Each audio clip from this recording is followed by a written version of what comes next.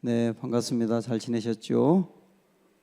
네, 우리 오늘 말씀 요한계시록 2장 18절부터 29절 말씀까지 먼저 보겠습니다.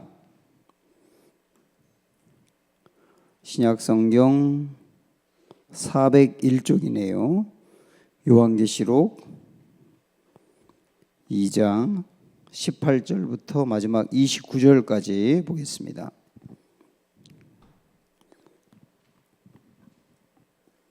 네, 18절 제가 봅니다.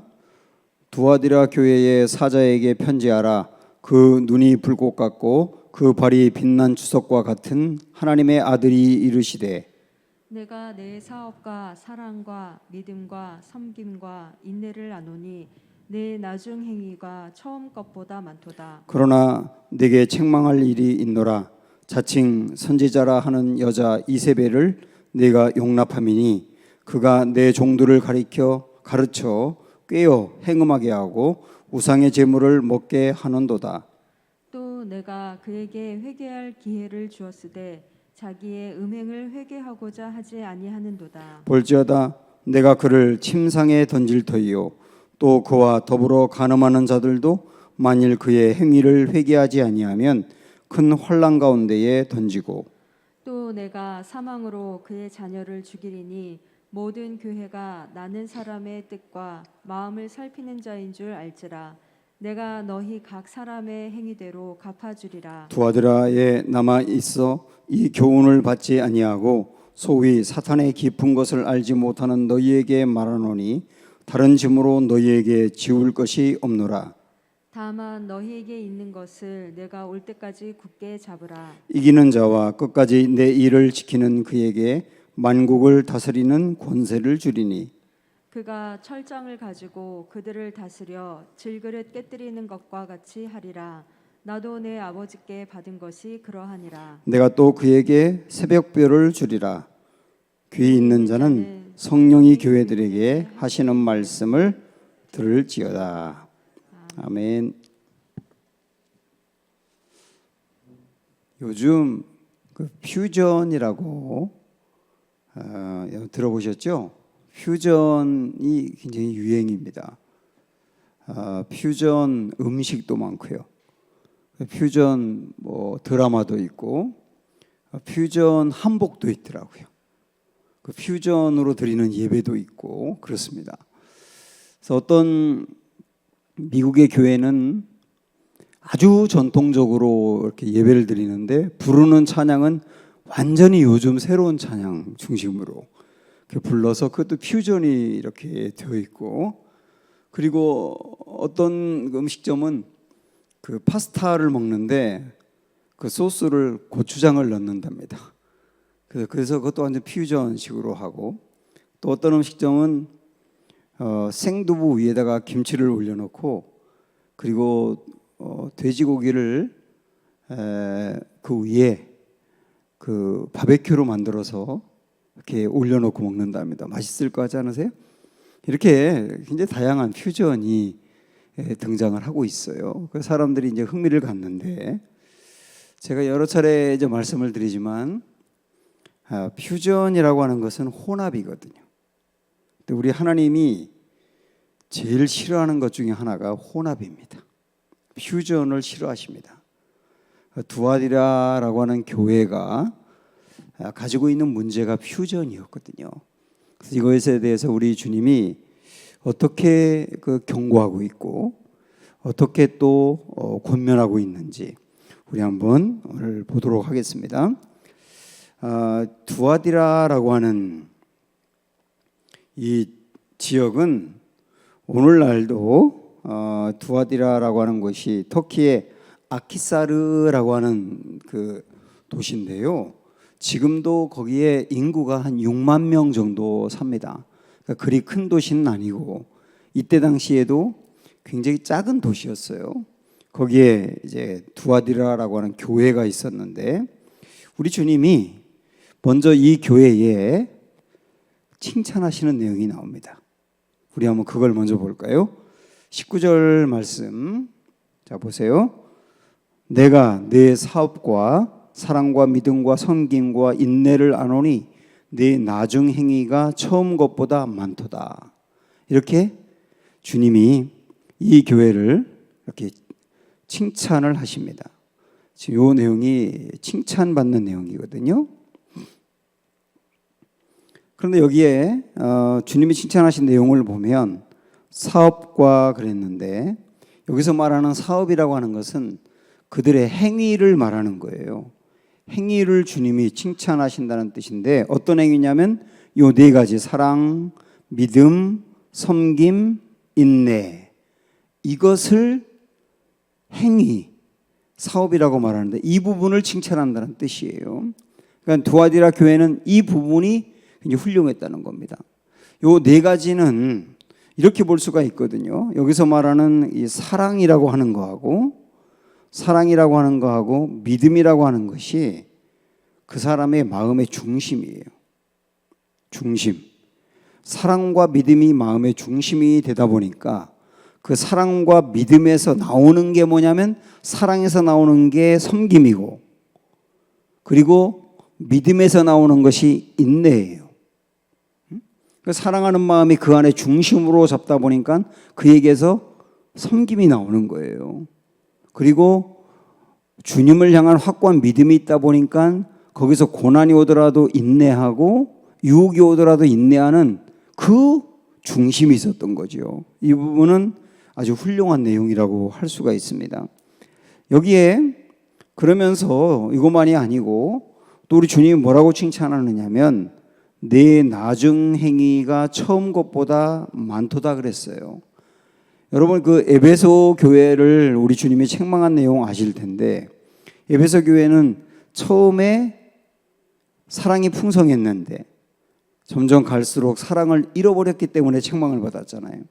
근데 이 교회는 처음에는 그렇게 굉장히 신실하지 않았던 것 같아요. 근데 이 교회가 갈수록 이런 네 가지 부분에서 풍성하고 많았다. 갈수록 신앙이 좋은 교회였다. 그것을 주님이 칭찬하고 있는 것입니다. 사실 언젠가도 제가 언급을 했었지만, 지금 우리가 보고 있는 소아시아의 7교회, 에베소 교회부터 하나하나 지금 보고 있지 않습니까?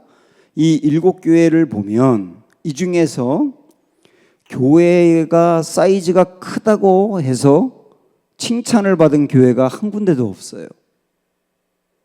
그리고 교회가 작다고 해서 책망받은 교회도 없어요. 주님은 그 교회가 크냐 작냐, 교인이 많이 나오냐 적게 나오느냐로 칭찬하고 책망하는 것은 아니라는 거예요.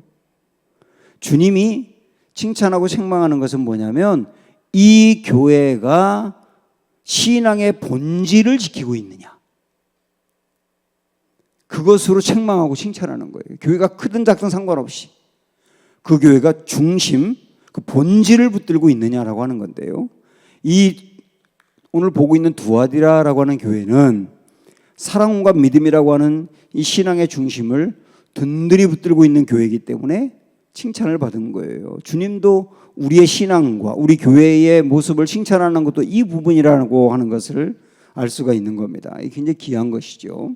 자, 그런데 이렇게 훌륭한 면이 있었는데 이 교회가 이제 책망을 받습니다. 책망. 어떤 책망을 받는지 우리 한번 20절 볼게요. 자, 그러나 내게 책망할 일이 있노라. 자칭 선지자라 하는 여자 이세벨을 내가 용납함이니 그가 내 종들을 가르쳐 꿰어 행음하게 하고 우상의 제물을 먹게 하는도다. 이렇게 나옵니다. 이게 이제 두아디라 교회를 우리 주님이 책망하는 내용인데, 자, 여기 보면 이세벨이라고 나와요. 이세벨. 여러분, 이세벨이 누구죠? 아합 왕의 아내가 이세벨이죠. 근데 여기에 이세벨이라고 하는 여자가 있었다고 나옵니다. 이 여자가 두아디라 교회를 아주 혼란스럽게 만들고 무너지게 만들었거든요. 그래서 여기서 이세벨이라고 하는 이 여자가 실제 이름이 이세벨이었는지 아니면 이 여인이 한 일이 꼭 구약 성경에 나오는 아합의 아내였던 이세벨 같았는지는 잘 모르지만 제가 볼 때는 후자일 것 같아요. 그런데 여기에 이 이세벨 앞에 여자라고 하는 말이 있습니다. 여기 보시면 여자라고 되어 있잖아요. 이 여자라고 되어 있는데 이 여자라고 하는 말이 구네라고 하는 단어인데 이 구네라고 하는 단어가 쓰여지면 어떤 의미냐면 누구의 부인이라고 하는 의미거든요. 누구의 부인. 그래서 아마도 이 두아디라 교회에서 굉장히 그 영향력이 있는 어떤 사람의 부인이었을 거로 보고 있어요. 그래서 제가 주석을 보니까 심지어는 두아디라 교회의 담임 목사의 부인이 아니었겠는가 그렇게 보기도 하더라고요.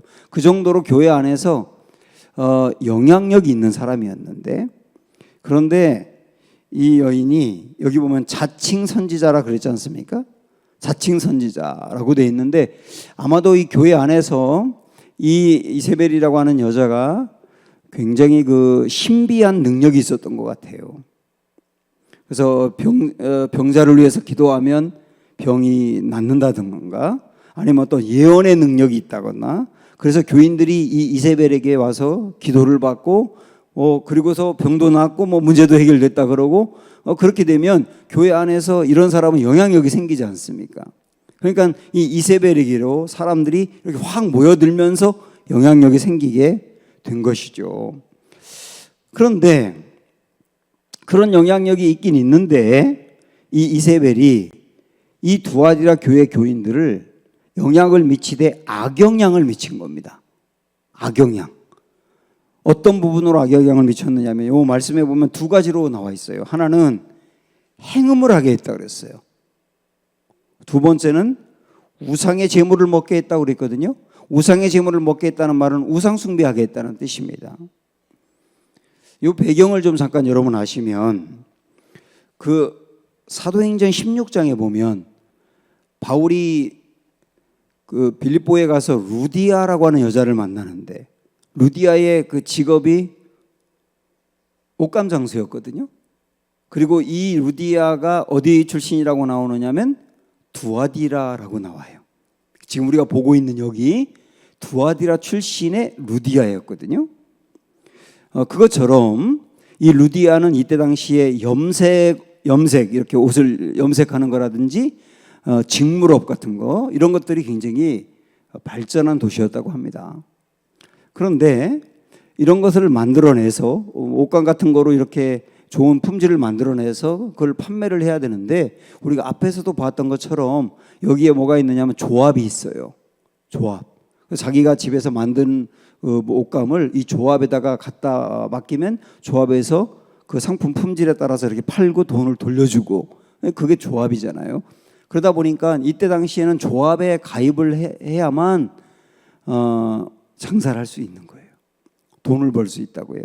근데 문제는 뭐냐면 이 조합에서 정기적으로 트림나스라고 하는 신전이 있는데 그 트림나스 신전에 제사를 드립니다. 우상이거든요. 그 우상에 정기적으로 제사를 드리고 조합에 가입한 사람은 의무적으로 또 거기에서 제사를 드리게 돼 있어요. 그게 우상숭배. 우상숭배. 그 두 번째는 뭐냐면 이때 당시엔 거의 대부분 그랬는데 우상에게 제사를 드리고 나면 그 제사가 끝난 다음에 여자들과 남자들이 거기서 아주 난잡한 성교를 벌입니다. 굉장히 난잡하게. 그러다 보니까 내 부인 할 게 없어요. 그냥 막 섞여버려가지고 온갖 더러운 짓을 하는 것이죠. 이게 행음입니다. 그래서 우상숭배와 행음은 필연적으로 같이 가게 돼 있거든요. 이 두아디라에도 이런 문제가 있었던 거예요. 그러다 보니까 자 이제 이 두아디라 교회를 다니는 교인들이 이제 고민에 빠질 수밖에 없는 게 이 조합을 가입해야 되느냐 안 하느냐 이런 고민이 생길 수밖에 없잖아요. 조합에 가입을 안 하면 자기들이 돈을 벌 수가 없게 된다고요. 그럼 먹고 살아야 되니까 가입을 해야 된다고요. 근데 가입을 하게 되면 우상숭배에 빠지게 되고 그다음에 잘못하면 이게 행음으로 갈 가능성이 상당히 높기 때문에 고민에 빠지게 됐다고요. 그래서 이렇게 해야 되나 이렇게 해야 되나 이거 어떻게 해야 되나 고민할 때 이 문제를 해결해 준 사람이 이세벨이었다고 합니다. 교회 안에서 영향력이 있다 보니까. 그래서 어떻게 해결을 했냐면 요거 우리가 앞에서 봤던 거에도 비슷한 내용이 있었는데 이세벨이 그런 거예요. 하나님을 믿는 사람들도 세상의 일을 잘해야 한다. 제가 쉽게 말씀을 드리는 겁니다. 그 세상의 일을 잘하고 세상에서 돈을 또 많이 벌고 번 돈으로 하나님께 영광을 돌려야 되지 않느냐. 근데 우리가 여기 조합에 가입하지 않고서는 돈을 벌 수가 없으니까 조합에 가입을 해야 한다. 여기까지는 괜찮을 수 있어요. 근데 그 다음 뭐라고 그랬냐면 조합에 가입하면 그 트림나스 신전에서 제사를 드려야 되는데 여러분 그게 우상숭배라고 여기지 말고 이 두아디라의 문화라고 여겨보세요라고 말한 거예요. 제가 쉽게 말씀드리는 거예요. 우상숭배라고 말한 게 아니라 문화라고 말한 거라니까요. 우상숭배하고 이 문화하고는 정말 다르지 않습니까?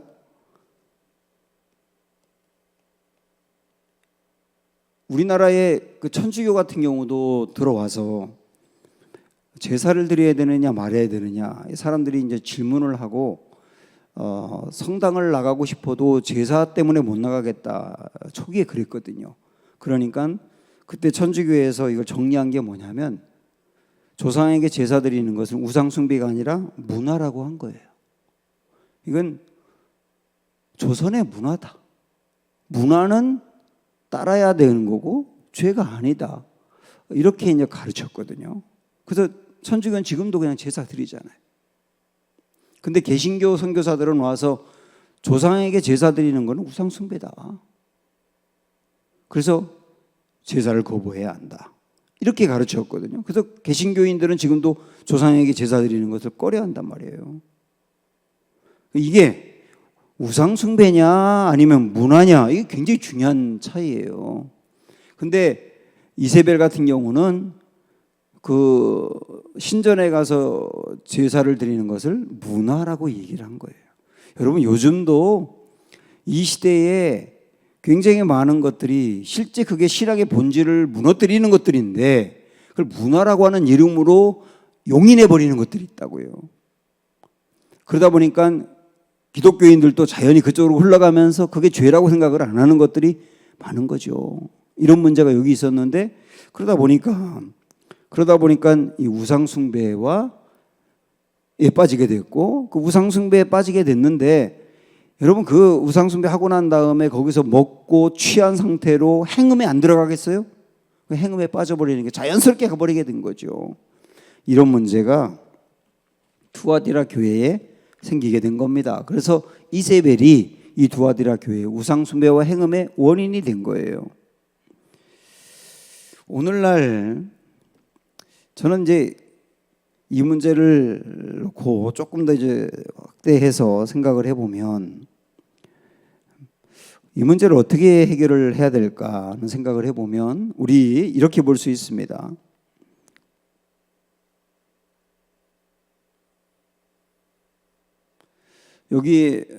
여기를 세상이라고 하고요. 여기를 이제 교회라고 한번 생각을 해보십시오. 교회라고 하는 것은 성도라고 하는 뜻이에요. 교회와 성도가 세상과 어떤 관계를 맺어야 되느냐. 이게 굉장히 중요한 문제잖아요. 그때 어떤 사람들은 말이죠. 이 세상에 이렇게 쑥 들어가 버리고 세상과 같아집니다. 이걸 뭐라고 말하냐면 동화라 그래요. 동화. 세상에 푹 빠져버리게 된다는 거예요. 동화. 그 세상 사람과 교인이 차이가 없어요. 문제가 있죠. 그런데 여기에 또 어떤 게 있냐면 이번에는 여기에 장벽을 쌓아요. 장벽을 쌓고 세상은 세상이고 교회는 교회고 절대로 세상과 섞이지 않으려고 해요. 그러다 보니까 세상 속으로 들어가지 않고 세상에서 단절돼 버리는 문제가 생기는 거예요. 단절이라고 하는 문제. 그러니까 여기 세상의 직업을 갖는 것도 꺼려하고 세상 사람과 어울리는 것도 꺼려하고 완전 세상과 단절해 버린다고. 이것도 문제가 있는 거죠. 그러면 기독교인들은 어떤 입장을 취해야 되느냐라고 할 때 우리 그리스도인들은 불가피하게 이 세상 속으로 가야죠. 세상 사람과 어울리고 세상의 일을 하고 세상 사람과 함께 사는 거죠. 그러나 세상 사람들이 다 이렇게 살 때, 다 이렇게 살아가고 있을 때 그리스도인들은 세상 사람과 다르게 이렇게 살아야 되는 거예요. 이렇게. 이게 그리스도인들이 세상 안에서 살아가야 될 삶인 겁니다. 그래서 이거를 뭐라고 이야기할 수 있냐면 세상에 있으나 세상에 속하지는 않는다. 세상의 모든 것 함께 하나. 그러나 세상의 문화와 어떤 세상의 상식과 세상의 가치관에 푹 빠져버리진 않고 우리의 믿음과 우리의 중심을 지킨다. 그 기준은 성경이다. 이렇게 살아갈 때 궁극적으로 어떻게 되느냐면 이때 세상을 변화시킬 수 있다고 그러는 거예요. 세상을 변화. 우리 그리스도인들이 그럴 때 세상을 점점 기독교식으로 변화시켜 간다. 이게 그리스도인들의 살아가야 될 삶의 기준이고 중요한 철학이라고 볼 수 있죠. 그런데 이렇게 볼 때 두아디라 교회의 문제는 뭐였어요? 세상 속으로 동화돼 버린 거죠. 동화. 그러니까 결국은 전혀 세상을 변화시키지도 못하고 믿음은 잃어버리고 이렇게 돼버렸다는 말이죠. 이게 문제였던 거예요. 그래서 그럼 이제 그리스도인들이 어떤 모습이 되어야 될까 할 때 이때 당시에 우리들이 살았다고 한다면 두아디라에 조합에 가입을 해야죠. 그렇죠? 조합에 가입을 해야죠.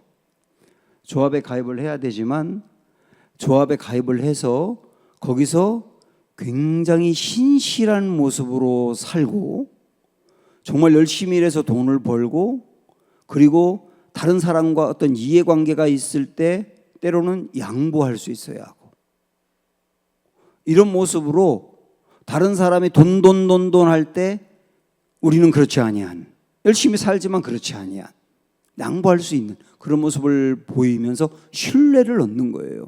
그러면서 우리 신앙에 배치되는 일들 우상숭배라든지 행음의 일은 단절을 하는 거죠. 그걸 단절하는 거죠. 그러나 다른 사람 앞에 보이는 신뢰의 모습으로 인정을 받는 거죠. 그렇게 살아가는 게 성도의 삶인 거예요. 지금 이 말씀 듣고 있는 우리 모든 성도들도 직장 안에서 이렇게 생활해야 되는 거고 우리 주변에 믿지 않는 사람들과의 관계 속에서도 이래야 되는 겁니다. 이게 성도가 매일매일 힘들지만 살아가야 될 기준이 되어야 된다는 말이죠. 자, 하여튼 여기까지 이 두아디라 교인들이 범했던 이제 오류를 우리가 좀 보았습니다. 하나 더 좀 추가로 우리가 놓고 본다면 그 이어령 교수 여러분 아시죠? 딸 때문에 이제 전혀 기독교와 상관없는 분인데 교회를 나오고 그랬는데 딸이 암에 걸려가지고 내 딸을 고쳐주면 내가 하나님 믿겠다. 그러면서 잠시 그 딸이 병에서 나았을 때가 있는데 그때 교회를 나왔어요. 그런데 그 딸이 나중에 암이 재발해가지고 결국은 죽었는데 그 이후에 그 많은 지인들이 다 그냥 지성인들이죠. 그 사람들이 이 이어령 박사에게 물어봤답니다. 당신 기독교로 간 거 후회 안 하냐고. 그래서 나 후회 안 한다고. 당신 딸이 결국 살지 못했는데도 후회 안 하냐고. 그렇게 물어봤을 때 이어령 교수가 한 말이 있어요. 한번 들어보시겠어요? 이렇게 말을 했습니다. 저는 교회를 다니고 예수님을 믿는다는 것이 세상적으로 잘 되기 위함이 아니라 오히려 세상적인 가치와 전혀 다른 가치를 발견하는 것이라고 봅니다. 이게 자기가 교회를 다니는 이유라는 거예요.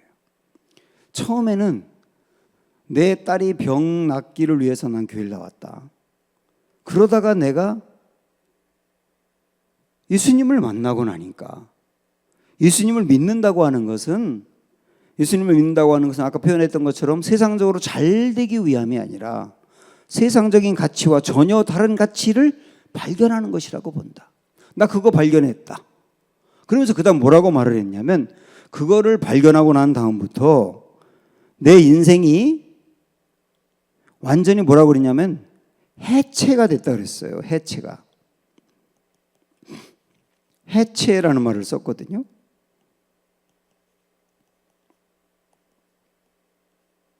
해체. 그동안에 내가 옳다고 생각했던 것들이 해체가 됐다. 내가 중요하게 여겼던 것들이 해체가 됐다. 내가 평생 붙들어야 된다고 생각했던 것들이 해체가 됐다. 그리고 전혀 새로운 것들에 대해서 내가 관심이 생기고 그걸 중요하게 여기고 있다. 그게 예수님이죠. 그리고 그 지성인으로서 그를 통해서 예수님을 보여주고 세상 사람들에게 드러내는 것이죠. 저는 우리 그리스도인들이 이 어떤 단계를 이렇게 넘어가야 된다고 보거든요. 이어령 선생님이 이런 말을 했어요. 아니 나는 예수를 믿고 예수를 믿고 뒤늦게 예수를 믿었지만 이걸 발견하고서 내 인생의 해체가 됐는데, 내가 주변에서 보니까 나보다 훨씬 오랫동안 교회를 다닌 사람도 이 해체가 안 일어나고 있더라. 이 해체가 일어나지 않으니까 계속 예수를 믿으면서 고민에 빠지고 실족하고, 잘 될 때는 좋다고 했다가 조금만 어려우면 실족하고, 근데 뭔가 풀릴 때는 감사했다가 그렇지 않으면 또 무너지고, 이런 일들이 너무 빈번하게 일어나더라. 해체가 일어나지 않았기 때문인데, 아니 나도 됐는데 여러분 왜 안 됩니까? 라고 말하는 걸 봤거든요. 여러분 이 부분 고민하셔야 되고, 정말 내 인생에 해체가 일어나야 된다. 이게 두아디라 교회 문제였던 것이죠, 결국은. 자, 그래서 우리 주님은 이 두아디라의 이 문제를 책망을 하신 다음에, 그 다음에 이제 이 교회에 대해서 우리 주님이 강력하게 경고하세요. 경고. 우상숭배와 행음에 빠진 이들에 대해서 경고하신다고요. 21절 우리가 봐야 되나? 21절 보기 전에 우리 앞에 18절을 좀 보고 갈까요? 18절 한번 봅니다. 두아디라 교회의 사자에게 편지하라. 그 눈이 불꽃 같고 그 발이 빛난 주석과 같은 하나님의 아들이 이르시되 이랬어요. 항상 모든 교회를 이야기할 때마다 첫 절은 예수님에 대해서 이야기합니다. 교회마다 다르게 표현하죠. 여기서는 우리 예수님을 눈이 불꽃 같다 그랬어요. 눈이 불꽃 같다는 말은 주시한다는 거예요. 이렇게 주시한다. 그 다음에 발이 빛난 주석과 같다라고 하는 말은 통치자가 된다는 뜻이거든요. 우리 주님이 주시해보고 통치자가 된다 그랬어요. 왜 그랬냐면 이때 당시에 그 두아디라는 제우스 신의 아들이 아폴로죠. 아폴로. 이 두아디라는 아폴로를 주신으로 믿고 있습니다. 그러다 보니까 아폴로가 이 두아디라의 먹고 사는 문제를 책임져주고 안전하게 지켜준다고 생각을 하고, 그 다음에 아폴로를 제우스의 아들이니까 신의 아들이라고 했어요.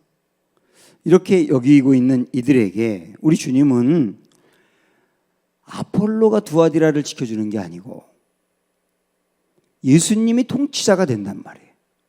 예수님이 통치자가 된다는 말은 예수님이 두아디라를 지키는 분이다 라고 하는 것을 강조하고 싶은 거예요. 그리고 여기 하나님의 아들이라고 했지 않습니까? 하나님의 아들. 이 하나님의 아들이라고 하는 말은 일부러 쓴 이유는 뭐냐면, 우리 예수님이 당연히 하나님의 아들인데 일부러 이 교회에 왜 썼겠어요?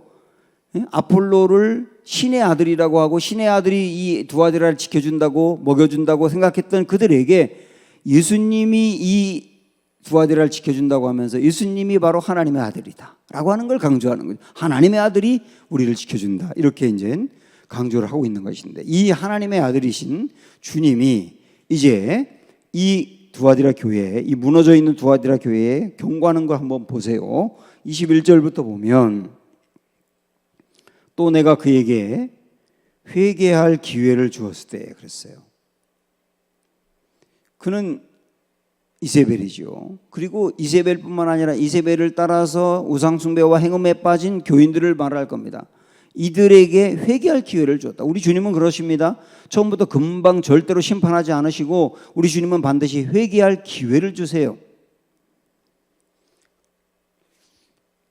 그러나 자기의 음행을 회개하고자 하지 아니하였도다. 기회를 줬는데도 회개를 안 했다는 거예요. 그래서 회개를 걷어찬 그들에게 어떻게 되느냐. 우리 주님은 회개할 기회를 주지만 마냥 그냥 기다리는 것만은 아니라고 하는 것도 아셔야 됩니다. 22절부터 보시면, 볼지어다 내가 그를 침상에 던질 터이요, 또 그와 더불어 간음하는 자들도 만일 그의 행위를 회개하지 아니하면 큰 환난 가운데 던지고, 이렇게 말씀하죠. 그 다음에 23절에 보면 내가 사망으로 그의 자녀를 죽이리니 라고 세 번째 말씀하시고, 모든 교회가 나는 사람의 뜻과 마음을 살피는 자인 줄 알리라, 이렇게 말했는데요. 자, 이 교회에 하나님이 아주 엄하게 경고하는 게 뭐냐면, 그를 이세벨을 따르는 사람을 침상에 던진다. 이게 무슨 말일 것 같아요? 침상에 던진다는 말은 침상에 눕게 한다는 뜻입니다. 그래서 질병으로 심판한다는 뜻이거든요. 실질적으로 아까 말씀드린 것처럼 우상 숭배하고서 제사를 드린 다음에 행음을 하다 보니까, 이때 당시에 여러 여자들과 남자들이 막 행음을 하고 그러다 보니까 성병이 그렇게 많았다고 하더라고요. 온갖 성병이 많아서 성병으로 죽는 사람도 있었던 것 같아요. 그러니까 이런 삶을 사는 사람이 질병에 걸리게 된다. 여러분 오해하지 말 것은 모든 질병이 이 원인이다는 절대 아닌데, 이렇게 사는 이들에게 이런 질병으로 주님이 책망하리라고 하는 말씀을 하시는 거예요. 그 다음에 두 번째는 큰 환난 가운데 던진다라고 하는 것은 그들이 구체적으로 나와 있지 않지만 삶에 굉장한 환난을 당하게 되리라. 이것도 심판이지 않습니까? 그리고 세 번째로 그의 자녀를 죽인다라고 표현했는데, 여기서 그의 자녀는 이세벨의 자녀입니다. 이세벨을 따르는 사람들에게 심판이 있다, 이런 얘기죠. 이렇게 주님이 아주 강력하게 경고하셨어요. 그런데 여기서 우리가 중요하게 할 것은 뭐냐면, 주님은 이들에게 이렇게 강력하게 경고하면서 심판하겠다고 말씀하시는데, 이유가 뭐냐면, 심판의 목적이 뭐냐면 이들을 치는 게 목적이 아니에요. 치는 게 목적이 아니라고요. 우리 주님이 지금도 우리 인생에 눈에 보이는 어떤 심판을 하실 수 있는데, 목적은 치는 게 아니라고요. 여기 정확히 나와 있어요. 23절에 뭐라고 말했냐면, 자, 이 세 가지 이제 심판하시겠다고 하고, 모든 교회가 나는, 하나님은 사람의 뜻과 마음을 살피는 자인 줄 알리라. 심판을 당할 때 하나님을 드디어 알게 된다는 거예요. 그러니까 심판의 목적이 뭐였습니까? 치는 게 아니라 하나님이 누구신지를 바로 알도록 하는 게 목적이라는 거죠. 우리 하나님이 사람의 뜻과 마음을 살피는 분이라고 하는 것을 드디어 깨닫게 하기 위해서. 그래서 어떻게 하라는 겁니까? 우상숭배와 행위에서 돌이키게 하려고. 하나님은 어떤 때는 사랑과 용서를 통해서 하나님을 알고 돌이키기도 하세요. 그러면 좋은 거죠. 그런데 어떤 경우는 책망과 심판을 통해서 하나님을 알고 돌이키기도 하세요. 그런데 이 교회는 회개의 기회를 자꾸 주는데도 회개하지 않으니까 사랑과 용서의 방법이 아니라 책망과 심판의 방법으로 돌이키게 하시는 거죠, 주님이. 그래서 주님을 바로 알게 하는 거다. 이게 이제 목적이 된다는 것을 알 수 있습니다. 우리는 이 말씀을 보면서 주님이 우리 인생에 사랑과 용서로 주님을 알게 하실 때가 먼저 온단 말이에요. 그때 아는 게 은혜라고 하는 것을 깨달을 수 있어야 됩니다. 자, 그리고서 이제 24절로 넘어가서 계속 말씀하시는데요. 두아디라에 남아 있어 이 교훈을 받지 아니하고, 우리 주님이 주신 교훈을 받지 않았죠. 소위 사탄의 깊은 것을 알지 못하는 너희에게. 사탄의 깊은 것이 뭐겠어요? 사탄이 겉으로는 부드러운 것 같지만 결국은 성도를 넘어지게 한 거죠. 두아디라 사람들도 사탄이 그렇게 넘어지게 한 건데, 그거를 헤아리지 못하고 분별력이 없어서 넘어진 사람들에게 말한다는 겁니다.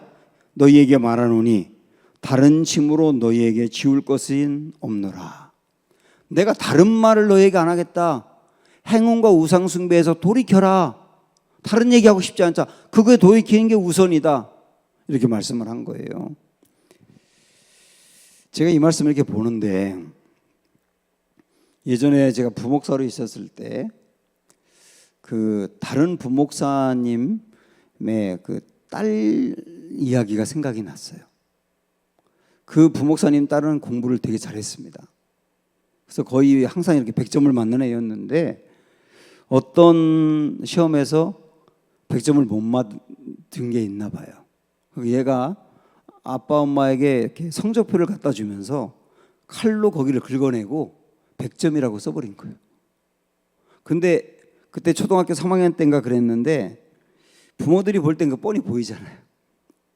그래서 아빠가 보니까 이걸 고쳐버린 거예요. 너무 충격을 받은 거예요, 아빠가. 그래서 아빠가 얘를 꾸중하려고 하다가 애가 깨닫고 먼저 아빠 잘못했어요라고 하기를 원하며 기다리는 거예요.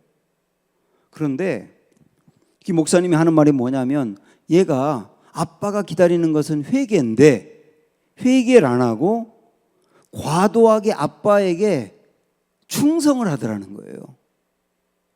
아빠 안마해 줄까? 그래서 안마해 주고, 다리 주물러 줄까? 다리 주물러 주고, 아빠 뭐 흰물은 물을 떠올까? 물, 이러면서 아빠가 시키지도 않는데 과도하게 충성을 하더라는 거예요. 그래서 목사님 마음이 너무 아팠대요. 아빠가 원하는 건 회개인데 회개는 안 하고 충성으로 메꾸려고 하는 거예요, 그거를.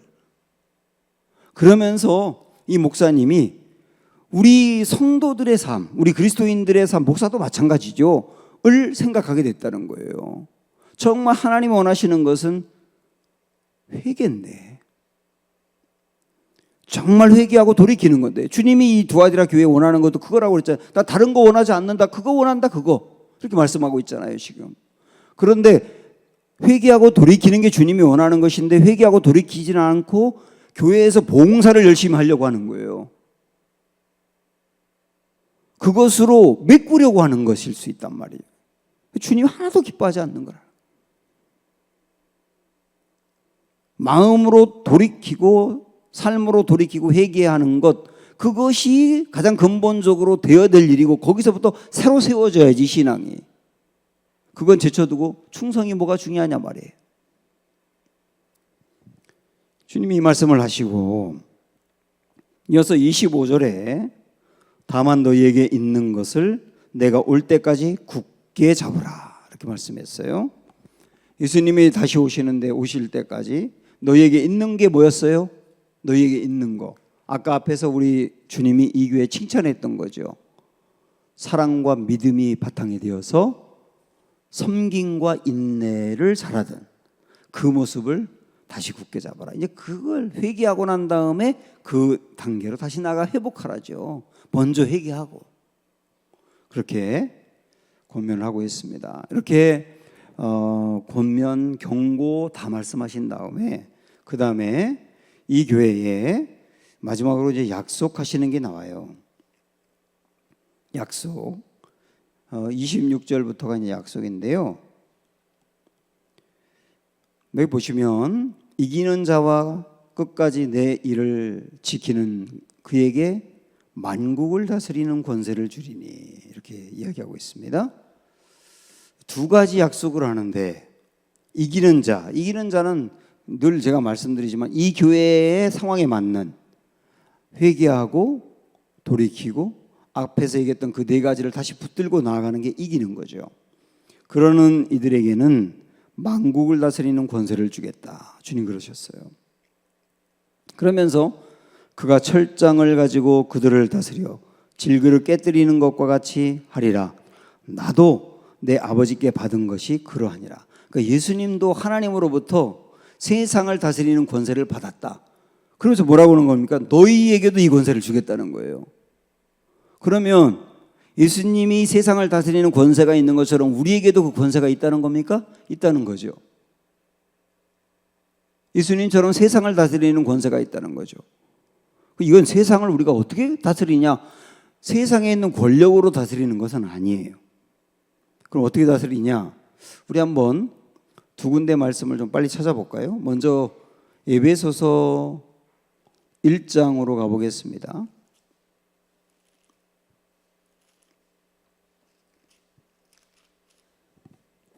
(310쪽) 에베소서 1장 20절부터 볼게요.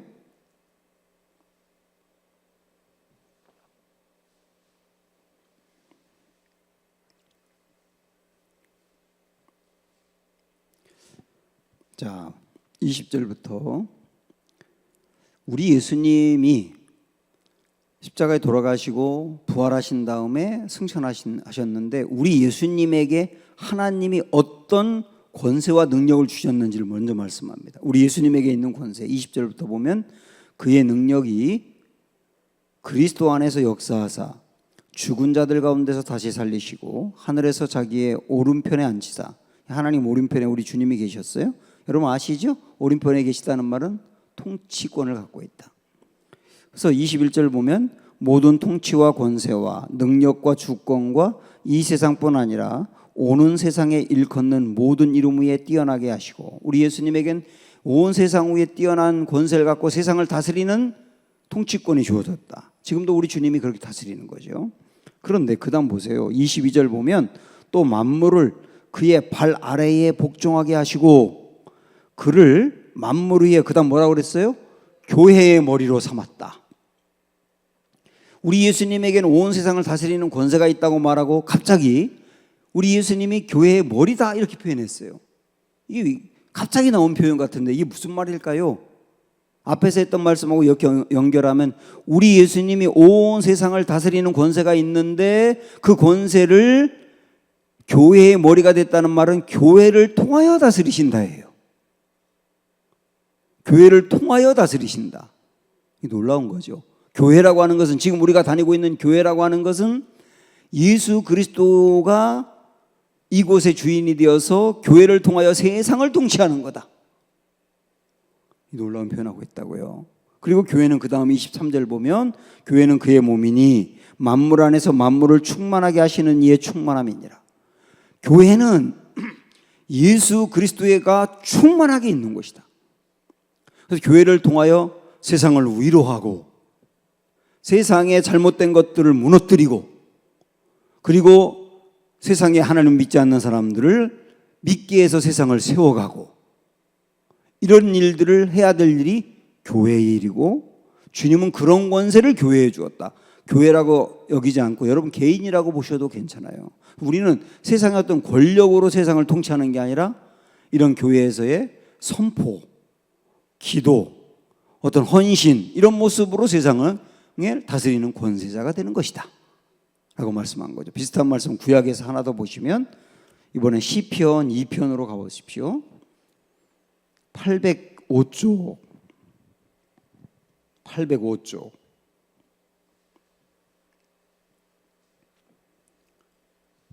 시편 2편 7절부터 9절까지 보겠습니다.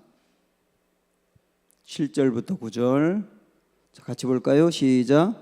내가 여호와의 명령을 전하노라. 여호와께서 내게 이르시되 너는 내 아들이라. 오늘 내가 너를 낳았도다. 내게 구하라.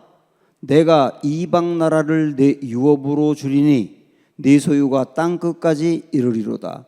내가 철장으로 그들을 깨뜨리며 질그릇같이 부수리라 하시도다. 오늘 조금 아까 봤던 말씀하고 똑같잖아요. 이 말씀은 하나님이 우리를 하나님의 아들로 삼고 하나님의 아들로 삼은 이들에게 주신 권세가 뭐냐면 철장으로 세상을 다스린다. 이방 나라를 유업으로 준다. 그러도록 구하라 그랬잖아요. 이거는 성도인 우리가 이방 나라가 바르게 되도록, 하나님을 믿지 않는 나라가 하나님을 믿고 하나님을 믿지 않는 사람들이 하나님을 믿고 그들의 인생이 달라지고 변화되고 할 수 있도록 주님께 구하는 기도를 통하여 세상을 다스릴 수 있다 라고 한 거예요. 그러니까 우리가 간구하는 기도만이 아니라 주님이 우리에게 주신 이 권세와 통치권을 사용하는 기도도 필요하다는 얘기를 하고 있는 거예요. 그렇죠? 그게 교회의 권세다. 이게 참 놀라운 말씀이에요. 그래서 여러분 간구하는 기도만이 아니라 이 기도를 해보세요. 자, 이제 오늘 말씀으로 돌아와서 하나만 더 볼게요. 약속입니다. 지금 약속인데 두 가지 약속하셨어요. 하나는 만국을 다스리는 권세를 준다 그랬고, 두 번째는 28절에 보시면 내가 또 그에게 새벽별을 주리라 그랬습니다. 새벽별을 주리라. 이 두 번째 약속이거든요. 이기는 자에게 주시는 선물, 새벽별을 준다는 겁니다. 그 새벽별이 뭐죠? 새벽별을 준다는 게 뭘까요? 그 인생이 반짝반짝 빛나게 한다는 걸까요? 자, 우리 계시록 22장으로 넘겨보세요. 거의 마지막 장 22장 6절 16절 22장 16절 계시록 22장 16절 찾으셨죠? 시작. 나 예수는 교회들을 위하여 내 사자를 보내요 이것들을 너희에게 증언하게 하였노라. 나는 다윗의 뿌리요 자손이니 곧 광명한 새벽별이라 하시더라. 그러면 여기서 말하는 새벽별은 누구예요? 예수 그리스도를 말하는 거예요. 예수 그리스도. 예수 그리스도를 우리에게 준다 그랬어요. 준다. 그 말은 뭐냐? 예수 그리스도를 우리에게 주면 우리가 선물로 받고 그런 개념이 아니고 예수님이 내 안에 충만하게 지배한다. 우리 예수님이 내 안에 충만하게 지배해서 예수님의 평강이 나의 평강이 되고 예수님의 기쁨이 나의 기쁨이 되고 예수님의 행복이 나의 행복이 되고 예수님의 어떤 경우는 능력이 나의 능력이 되는, 예수님으로 충만한 삶, 예수님으로 다스림을 받는 삶, 그런 삶을 살게 하리라. 그렇게 말씀한 거예요. 이 두아디라 교회 교인들이 세상의 일에 빠져서 세상의 매력을 느껴서 신앙이 흔들렸기 때문에 세상의 그 매력은 너희에게 진정한 행복을 주는 게 아니야, 만족을 주는 게 아니야, 일시적인 거야. 우상숭배 빠지고 행음에 빠진 거 일시적인 만족이지 그게 진정한 만족이 아니야. 진정한 만족은 예수님으로 충만해지는 데 있어. 그거 붙들고 살아야 돼. 이렇게 마지막으로 약속하며 권면하시는 거죠. 사랑하는 여러분, 우리의 삶에도 끊임없이 혼합주의에 빠지게 하는, 퓨전에 빠지게 하는 그런 유혹들이 있지만 매 순간순간마다 믿음의 중심을 갖고 물리치셔서 예수님으로 충만한 우리의 삶이 되시기를 축원합니다. 기도하겠습니다. 오늘 우리에게 주신 말씀 붙들고 합심하여 통성으로 다 같이 기도하겠습니다.